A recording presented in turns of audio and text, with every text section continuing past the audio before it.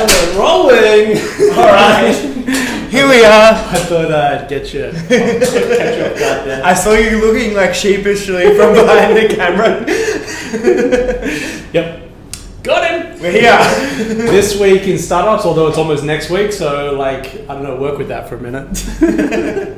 Josh's been busy. Josh's customer base or startups. Blowing out of control right now. It's super out of control right now. It's an honor to be able to score 12 and a half minutes with you. If we're lucky. A week. We usually get around 20 these days. Yeah, I know. But we do, but they don't. They don't. Alright. They tune off after about 12. Alright, so let's keep it in frame today. Yep. This week in startups. Yes, we're back. So, some cool news, I think, on my lovely new laptop, Yep. in case you didn't know. I'm surprised the V key is still intact. I do hit it hard. So, the Toyota doing something interesting, and I don't know, you can tell me what you think. Essentially, they've said that they're going to invest $2.8 billion Not enough. Yep. in the self-driving game. So, this is interesting because it's the first car manufacturer to want to do it in-house. So we've had people like Ford invest in external companies. GM acquired another company, both for about $1 billion. Yep. But they've so far kind of avoided doing it in-house and left it to the tech companies. Yep. So now Toyota's joining the game. But what I'm not sure about here is that Toyota isn't necessarily...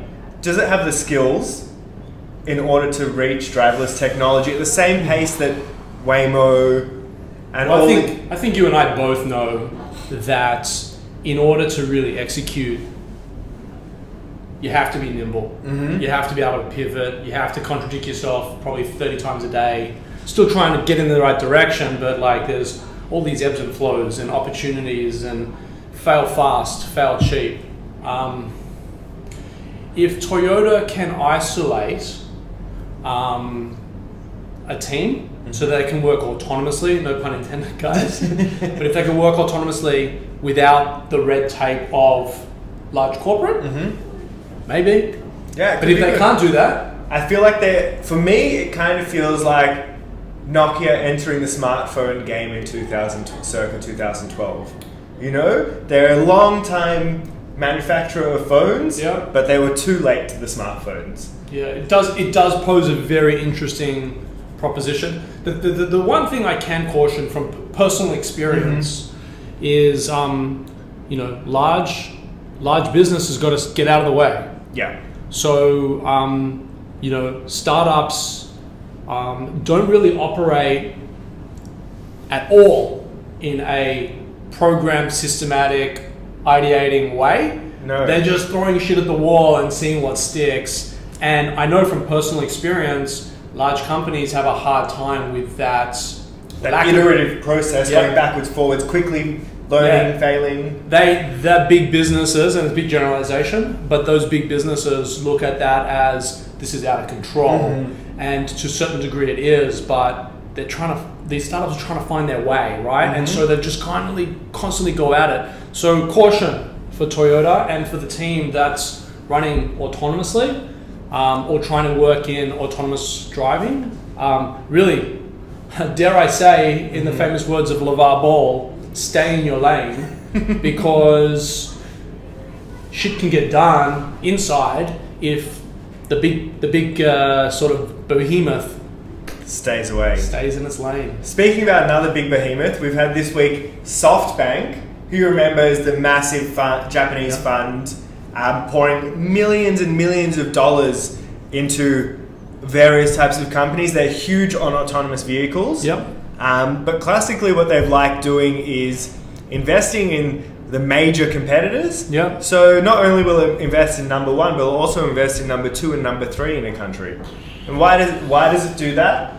Because I'm lost on it has the funds, I guess, to ultimately investment is about picking a winner. Sure.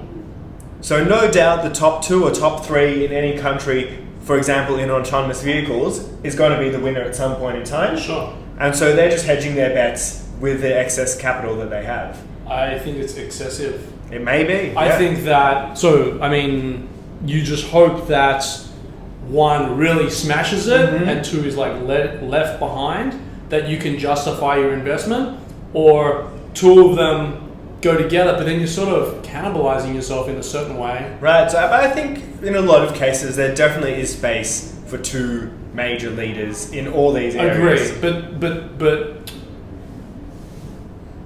I don't think they have. I look at it very differently. I look at it like with conviction, right?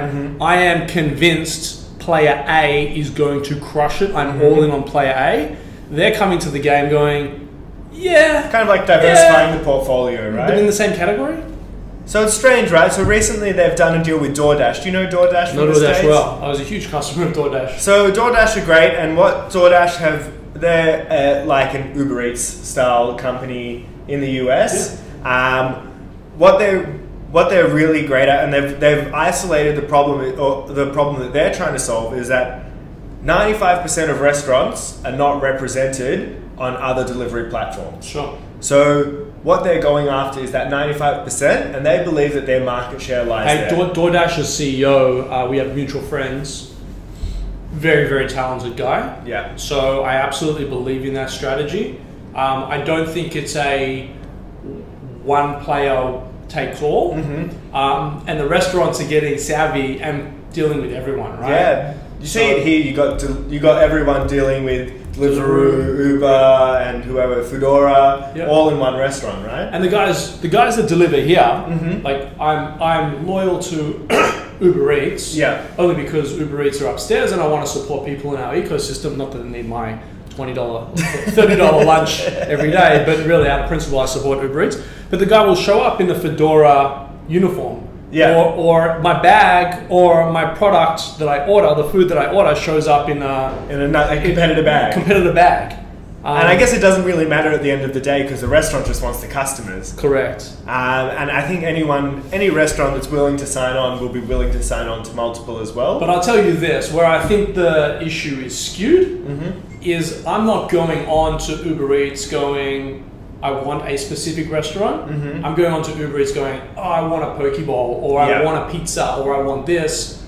What can Uber Eats offer me? And I'll order from whoever. Now I'm down to the level of one-click reorder. What I had the day before, which I've said a couple of times on this blog. But I guess what I'm trying to articulate is I personally don't care where the restaurant is or where it's from. In my mind, if they're on Uber Eats, they're validated, and and on top of it, I can review reviews. But I don't know where I'm going with this. I'm going on a different cycle with this. I'm just saying that 95% is a huge number, but as me as a consumer, I couldn't give a shit. If I want pizza, both DoorDash and Uber Eats are going to have pizza. So it's just about selecting the one that's most convenient, right? Best ratings, or in my position, quickest delivery. And I like that feature, under 20 minutes. I'm like, sweet on that. That's cool.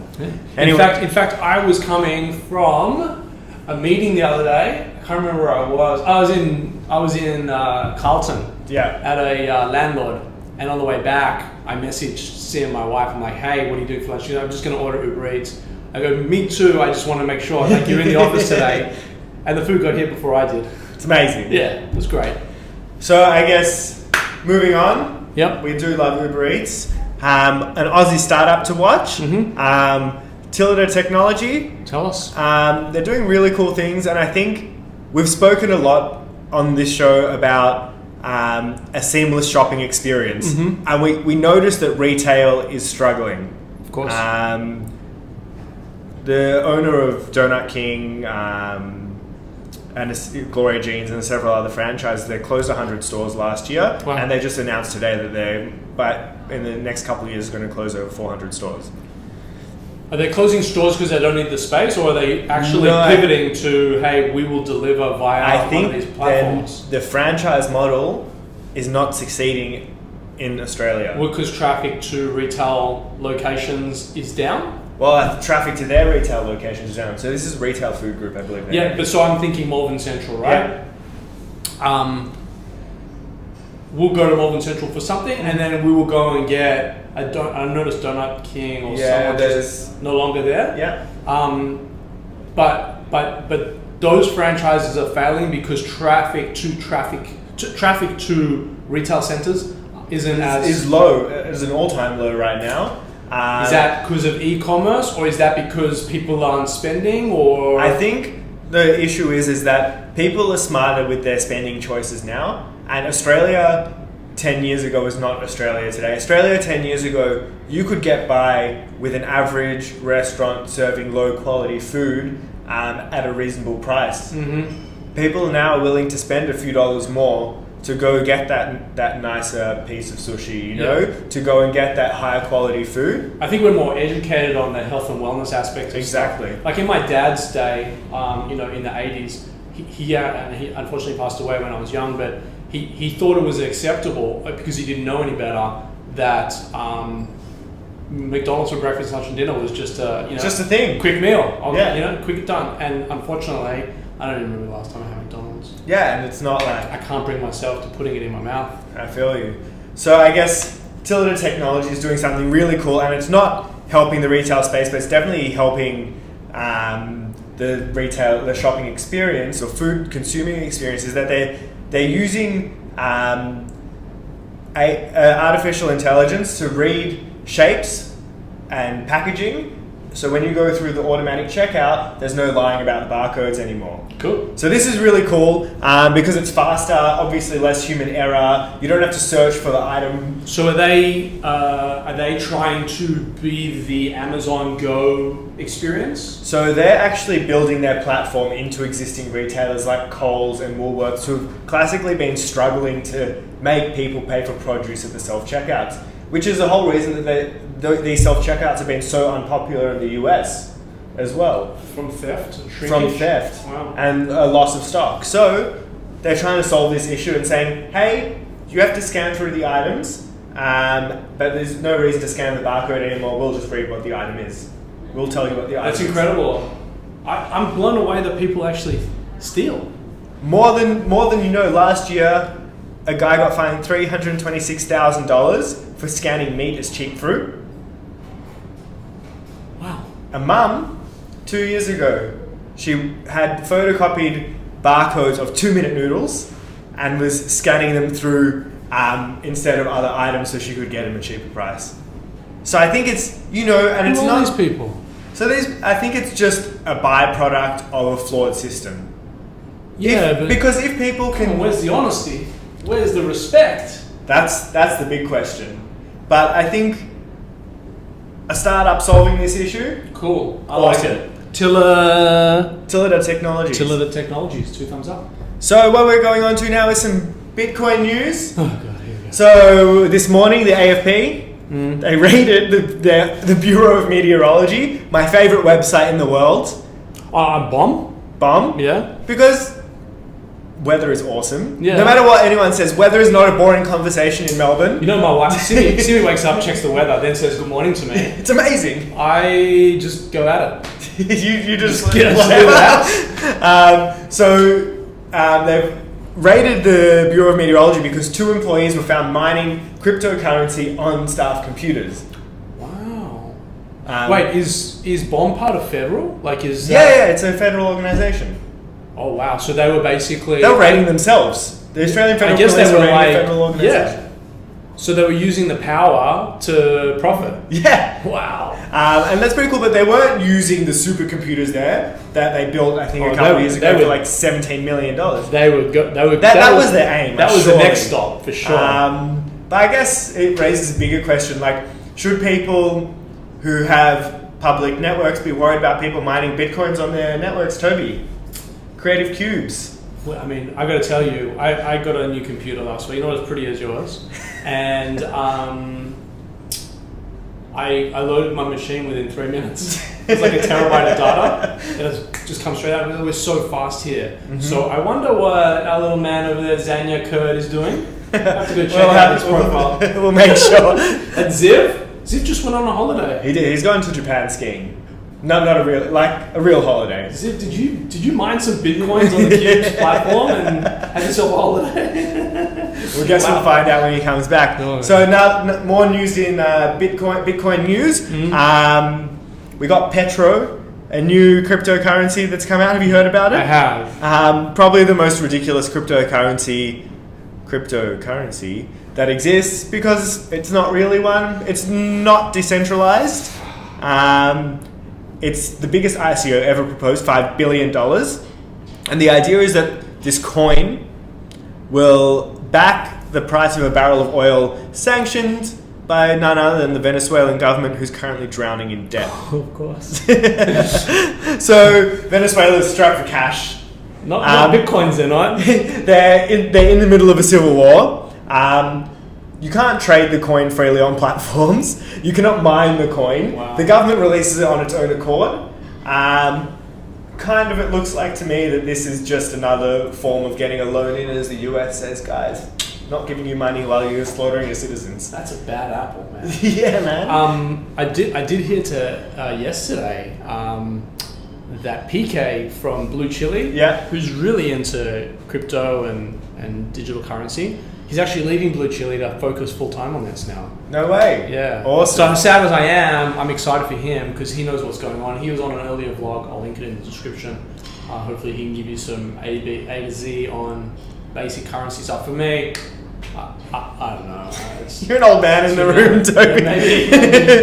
All right, we'll finish off with some short and sweet. Yeah. Apple has patented designs for a dual screen laptop. Yes. The keyboard is a screen. Yes. This is a screen, this is a screen. Yeah, how silly do we feel? Yeah, I feel ridiculous. We both got new Macs last week. Already outdated. Already outdated. That's awesome. I'm super excited about that. I heard they're releasing a cheaper MacBook Air as well. Cool. So that's good because we're like a student type version. Well, I hope it's not student, but I hope it's cheap enough because we're starting to scale our team. Yeah. And we're buying Macs like crazy. So if I can save a few dollars there, that'd be great.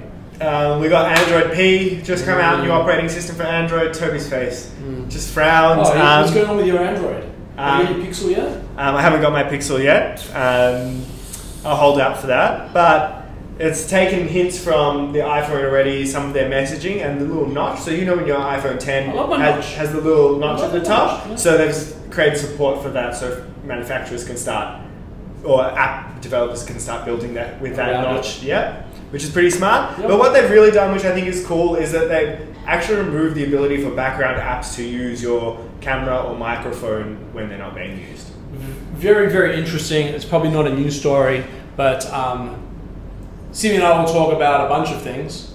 And before you know it, it shows up in my newsfeed as an ad. Right, it happened to me also. I feel very unsafe with that going on. That said, at least I'm getting that tailored experience, so I can't be truly mad. Can't be truly mad. But I prefer to be switched off. I prefer to have, if they're listening while apps are shut, what else? Not cool. Not cool. I'm out. So, last piece of news, Alexa has been randomly laughing at people. I want to just shift gears from Alexa to Siri, who I absolutely hate. But I was watching a vlog. I was watching CNET on YouTube, and Brian Tong, who's the host of the show, he goes, "Now when you say, 'Hey Siri,' and my phone just went crazy. Really? My phone just like, 'How can I help you, Toby?' And I was like, whoa, that wasn't me, that was..." And I was it didn't even recognize your voice? He recognized a video on YouTube playing on my screen saying, "Hey Siri." Really? Tell us about Alexa. So Alexa's been randomly laughing at people. Cool. And Amazon, on that point, has also done some really cool things to prevent that happening. You remember not long ago they had a Super Bowl ad? Yep. And in order to combat that kind of thing happening, they have this relay system. And I think we spoke about it on the vlog. Where if they find that there are lots of reactions at the same time, they'll realize that there's actually something wrong with it, and then they'll be able to jump on it and say, "No, don't activate." Yep. So that's really cool. But Alexa's been randomly laughing at people. Cool. You can ask your Alexa, "Hey Alexa, do you laugh?" Yep. Or "Can you laugh?" And Alexa invariably does, but people haven't been able to. What have you guys got in there? So we got a Google Home in there. Google Home, okay. It's already been removed from the office. All it's really good for is music. Sweet. Okay. We don't rate it for anything else. I thought Ronan goes home and speaks to it. And He's got the Alexa at home, actually. Ah, there you go. Yeah. Oh, so that's why it's been laughing. Yeah. You guys trying to tell jokes. And that's This Week in Startups. So we can start. Very cool. Tomorrow we've got a cool guy, James, coming in. Monday we have Truth or Myth. Truth or Myth? Yeah. Awesome. New segment that we've been running on a Monday, somewhere between Q&A and Truth or Myth. If we get a few curly questions, we'll answer them. If they're basic questions, we'll shift gears to Truth or Myth. Tuesday, I'm actually trying to get Nathan Chan, founder, on the vlog. He's a mate of mine, and he's often here, but he's always under the radar. You never know he's in the building. He's such a quiet, spoken guy. Awesome. And Josh will be back Wednesday, unless business is business, and we end up doing it on Thursday afternoon. Or Friday. It's all good. It's all good. All right, guys. See you next week. See you next week.